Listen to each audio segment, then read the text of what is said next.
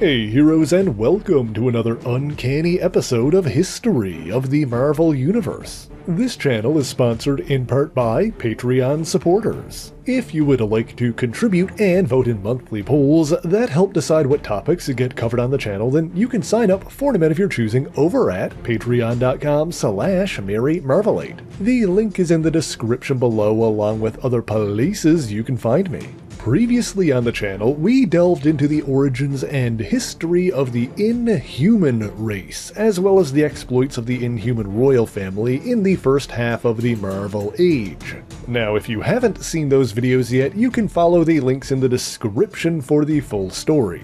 Originally created by the alien Kree, the Inhumans lived in the hidden city of Attilan, which they moved more than once before settling on the blue area of Earth's moon.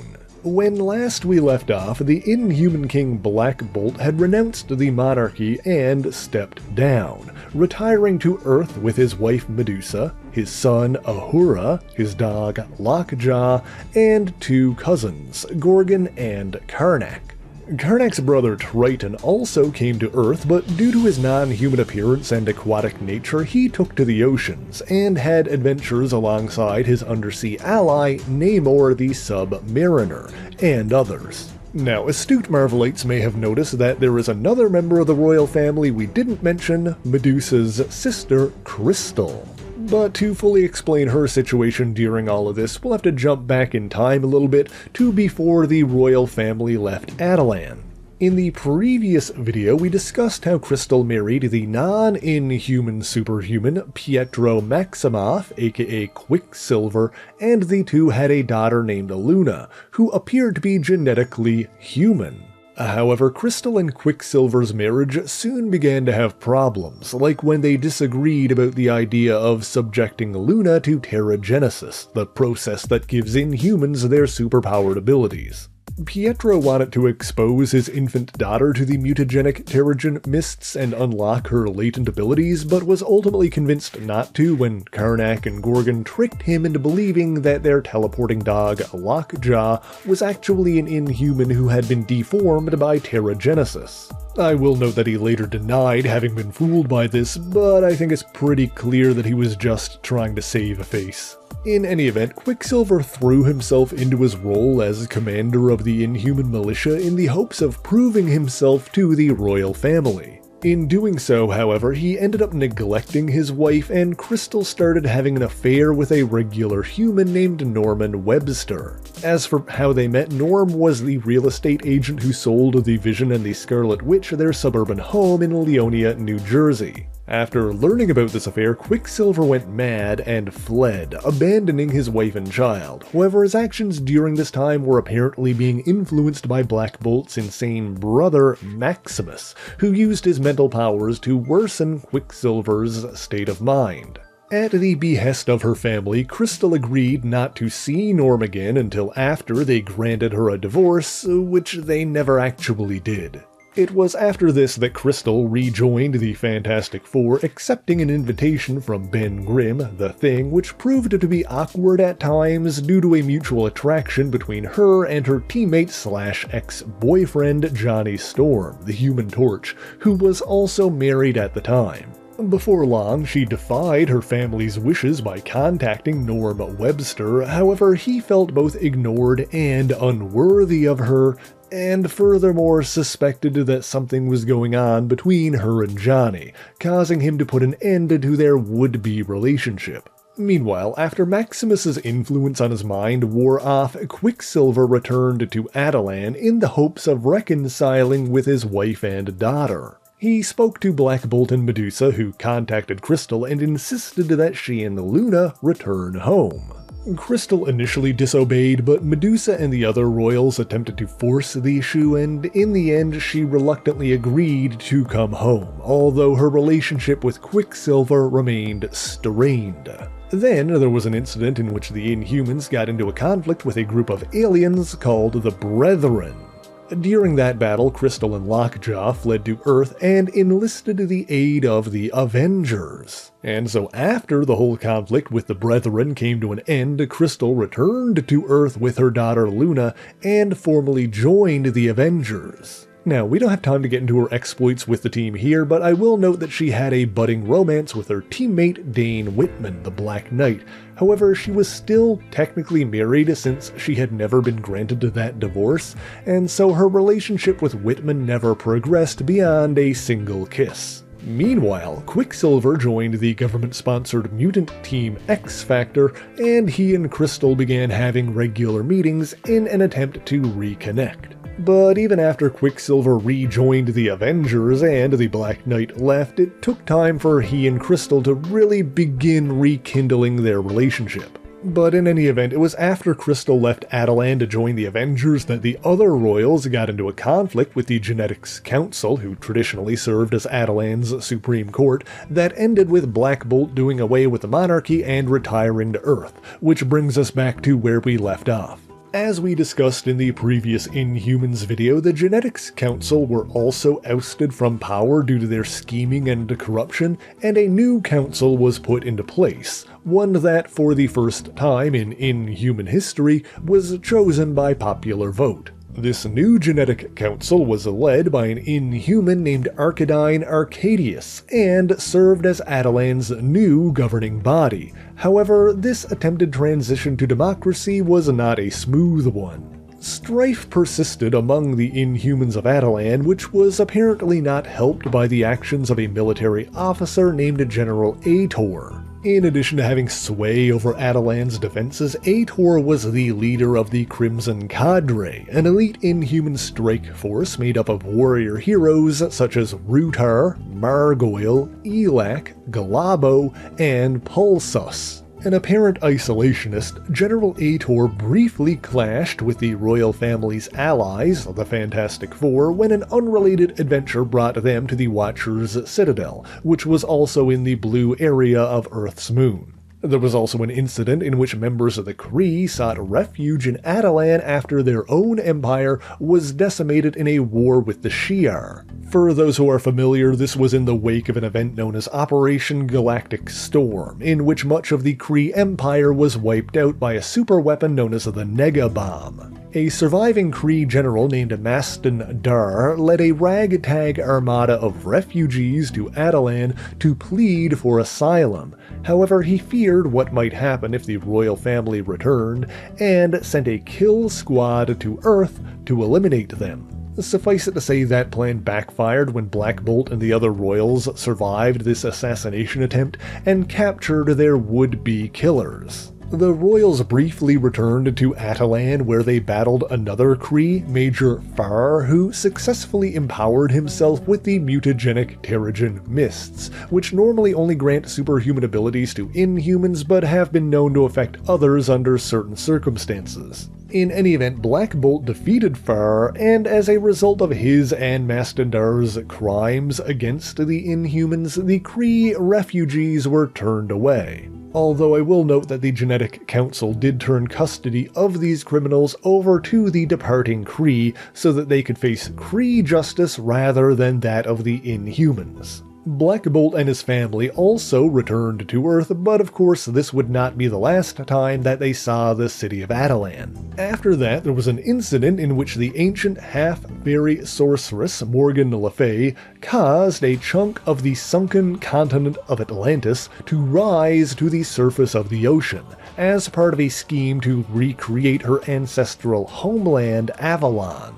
At the same time, Mr. Fantastic's dimension-hopping father, Nathaniel Richards, was attempting to plunder the Watcher's abandoned citadel for technology, but inadvertently triggered a security system that pulled the entire facility into a gravitational vortex. While Richards teleported away to safety, his mistake threatened the Inhumans of Attilan as the vortex began to draw in the air from the blue area's artificial atmosphere. Seeking a new site for their home, the Genetic Council traveled to Earth and attempted to lay claim to the risen Atlantis, since it now sat in roughly the same location as the first iteration of Attilan. Remember that Attilan was originally on an island in the North Atlantic before it, and the land it sat on, was moved to avoid detection from mankind. In any event, Arcadius and the Genetic Council forged a tentative alliance with Morgan Le Fay. At the same time, they sent General Ator and his Crimson Cadre to launch an attack on Hawaii to serve as a distraction,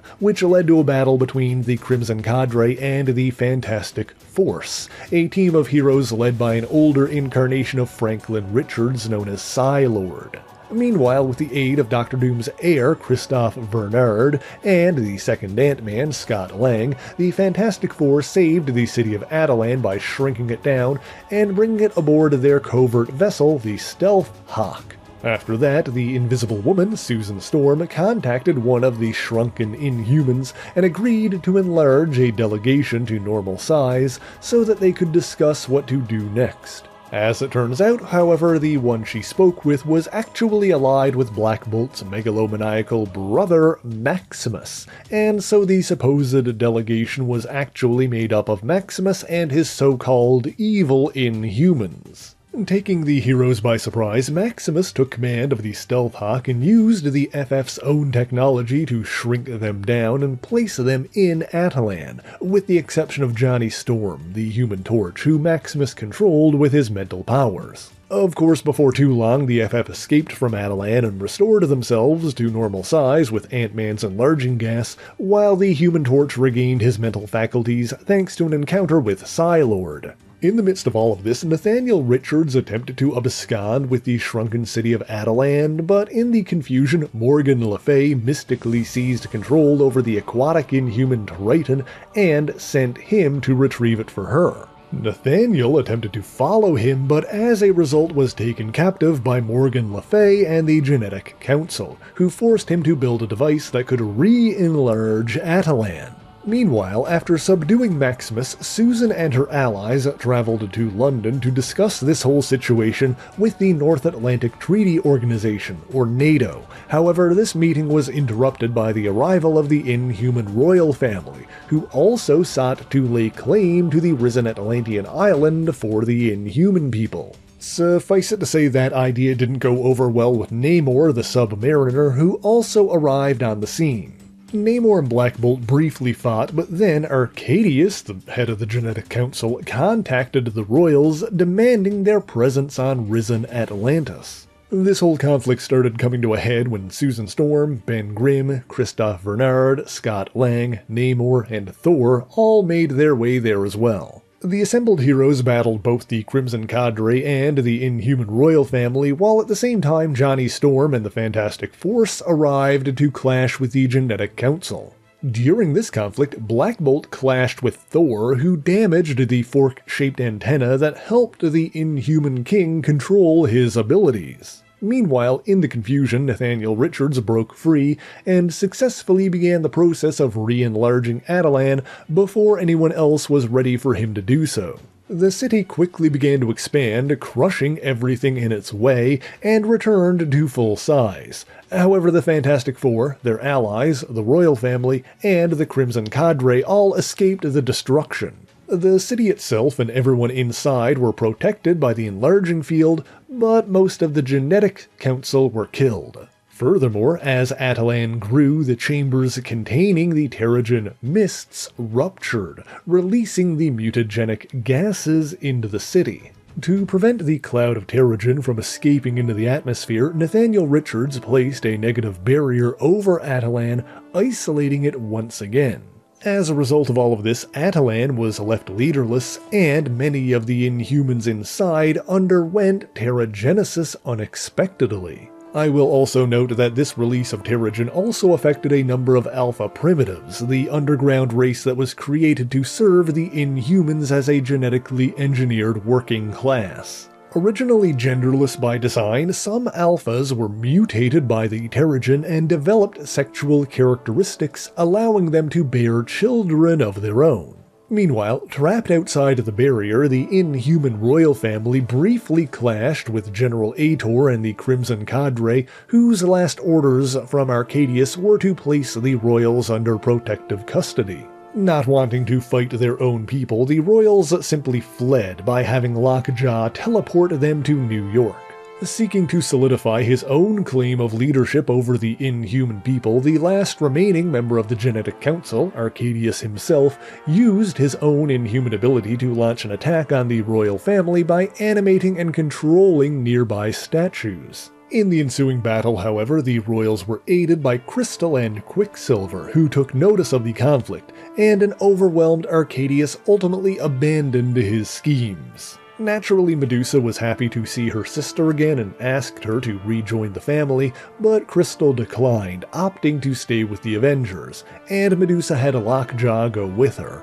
After that, because of the damage to his antenna, Black Bolt began to go mad and had delusions that caused him to lash out at his own family. However, his antenna was ultimately repaired by Mr. Fantastic and Psylord, allowing Black Bolt to make a full recovery. With control over his abilities restored, he and the other royals were able to return to Attilan and reclaim the throne, restoring order to the city. King once again, Black Bolt resealed the leaking Terrigen chambers, cleansed the atmosphere around the city, gained control over the negative space barrier, and put systems into place that protected his people from the pollutants of the outside world. Not everything was good, however, as Black Bolt and Medusa's son, Ahura, appeared to be suffering from the same sort of madness that plagued Maximus. What nobody realized, however, was that the cause of Ahura's growing instability was a sort of psychic virus that had been secretly implanted in his mind by Maximus himself. By this point, a new genetic council had been put into place, and they decreed that Ahura needed to be sealed away, with his burgeoning powers suppressed. Wanting to maintain peace among their people, Black Bolt and Medusa went along with this, believing at the time that it was the right thing to do, and in his shame a broken-hearted Black Bolt forbade any mention of his son, forcing the Inhumans to speak as if Ahura never existed. Meanwhile, when the Avengers, the Fantastic Four, and the X-Men all joined forces to battle the malevolent psionic entity Onslaught, Crystal was among the heroes who seemingly sacrificed themselves to defeat the monster. However, these heroes were then reborn in a pocket universe created by Mr. Fantastic's reality-warping son, Franklin Richards, where Crystal was a member of that world's version of the Inhuman royal family. Eventually, the reborn heroes learned of the false nature of their reality and returned to Earth 616, regaining the memories of their previous lives in the process. Crystal was subsequently among a large gathering of Avengers who got into another conflict with Morgan Le Fay, after which the team was reorganized and Crystal left with Quicksilver, returning to Attilan to reunite with her real family. Meanwhile, the Atlantean landmass that Attilan sat on in the midst of all this still contained many ancient ruins and artifacts beyond the city limits. As such, various human governments started attempting to lay claim to the land and vying for the valuable treasures upon it. Suddenly, the previously hidden Inhuman race became a hot topic of discussion in the media, and the general public became increasingly aware of their existence. This proved to have a disruptive effect on human culture, and a number of rebellious youths began looking up to the Inhuman royals as role models, co-opting their iconography. While they gained the enmity of certain governmental bodies like the CIA, the Inhumans were kept safe behind their negative space barrier. But despite being imprisoned for his various machinations, Maximus successfully conspired with a former KGB operative, Colonel Yuri Stalyenko. With information on Attilan's defenses, Stalyenko led a team of Portuguese mercenaries in an attempted invasion, and Black Bolt, not wanting to ignite a war, stopped his people from responding with force. Instead, the Inhuman king embarked on a plan that culminated in the Atlantean island sinking to the bottom of the ocean once again, while the entirety of Attilan was briefly transported back to its previous hiding place in the Himalayas by connecting its entire computer grid to Lockjaw's teleportation powers. They apparently settled once again on a different island, but soon afterwards were found by an army of alien Kree. These Kree were led by the Supreme Public Accuser, Ronan, who sought to conscript the Inhumans in a renewed war with the Shi'ar.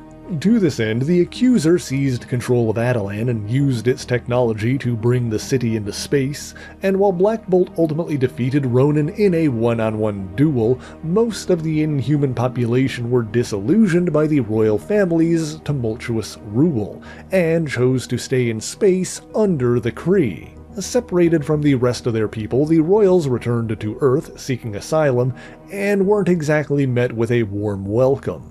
Despite their public allyship with the Fantastic Four, they experienced bigotry and protesting from humans who wanted them to leave. Apparently, these anti-Inhuman sentiments were further stoked by a group called the Hidden Ones. Long story short, the Hidden Ones were descended from a group of Inhumans who left Attilan generations prior, and as the name implies, remained hidden among humanity. Wanting to preserve their own secrecy, they hoped to drive the royal family back into space, but their schemes were ultimately uncovered by the Fantastic Four. As a result of all of this, the only world leader willing to offer the Inhumans asylum was Dr. Doom, which Black Bolt declined, and so the royals instead returned to the one place the UN granted them permission to resettle, the blue area of the moon. They would not do so alone, however, and at some point the royals returned to space and ultimately convinced the majority of the Inhuman population to join them in returning Attilan to the Earth's moon, now that the crisis there had long since passed. After all of that, Black Bolt and Medusa sought to improve their people's relationship with humanity and embarked on a cultural outreach program with the United States, in which 5 young Inhumans were chosen to attend the University of Wisconsin. These Inhuman exchange students included Tonaja, a winged member of the Royal Guard, San, an Inhuman artist who could create and sculpt objects out of organic clay, Naris, who could generate electricity, Alaris, who had superhuman strength, and Jolan, who could manipulate and control plant life. Suffice it to say, this was a jarring and sometimes tumultuous experience for the young Inhumans, but they did ultimately learn a lot about human culture before eventually returning to Attilan. After that, there was an incident in which Quicksilver manipulated his, at the time, emotionally unstable reality-warping sister, the Scarlet Witch, into rewriting reality and changing the world so that mutants were the dominant species on Earth, with their own family in charge as the House of Magnus. In the end, a number of heroes discovered that the world had been altered and fought to restore things to normal, but as a result of this conflict, the Scarlet Witch cast a spell that depowered her brother, along with the vast majority of the Earth's mutant population. Tormented by his role in this mutant decimation, Pietro attempted to end his own life, leaping from the top of a building, and was found badly injured by his wife, Crystal, who brought him back to Attilan for treatment. After making a full recovery, he reunited with his daughter Luna, who by this point was 6 years old. Quicksilver then approached Black Bolt and Medusa, asking to be exposed to Terrigen in the hopes that it would restore his lost powers, but was denied. Unwilling to take no for an answer and unknowingly influenced by Maximus once again, Quicksilver snuck into the airtight Terrigen chamber, one that only a select few caretakers were allowed to enter, and even those with permission were required to wear protective suits to avoid irreversible genetic trauma. And sure enough, despite not being Inhuman himself, Quicksilver was indeed affected by this intense dose of Terrigen, but not in the way he expected. Rather than restoring his super speed, he gained the ability to jump forward in time for a limited period, before being pulled back to the moment from which he left, while remaining in whatever physical location he reached in the future. Using this ability to team up with himself, Quicksilver stole numerous Terrigen crystals from Attilan, inadvertently killing the Inhuman guardsman Goran in the process, much to his own dismay. He then brought his daughter Luna to Earth and repeatedly exposed her to the mist, going against the wishes of her mother, the royal family, and the Genetic Council. As a result, Luna's latent empathic abilities were unlocked, allowing her to perceive auras that indicated the emotional and mental state of others. Still affected by Maximus's lingering influence, Quicksilver then began exposing depowered mutants to the Terrigen in the hopes of reigniting their X genes. However, this only resulted in temporary mutations, which had severe and sometimes fatal side effects. In the end, Quicksilver was stopped by an American government agency, the Office of National Emergency, or ONE, who shot Pietro and confiscated most of the stolen Terrigen. In the wake of this incident, Black Bolt and Medusa demanded that the stolen Terrigen be returned to the Inhumans, but the federal government refused, and Black Bolt responded by declaring war on the United States. Unfortunately, however, we are all out of time for this week, so if you want to know what happened next, you'll have to let me know in the comments so we can come back in a future video and discuss the events of the Silent War. In the meantime, that's all I've got for you this week, but thank you so much for watching this video. If you enjoyed it, be sure to leave a like, subscribe to the channel, and share it on your favorite social media. As always, the issues referenced in this video are listed in the description below if you would like to read them for yourself, as well as links to other places you can find me. Let me give a special shout out to all of my Patreon and Ko-fi supporters, Twitch subscribers, and YouTube members who help make the channel possible. By signing up for any ongoing amount on any of these platforms, you'll get your name in these special thanks here, but Patreon is the one that helps determine what topics get covered on the channel via monthly polls. That being said, if there's anything in particular that you want me to talk about, be sure to let me know in the comments. But that is indeed all I have for you this week, and so until next time, true believers, Excelsior!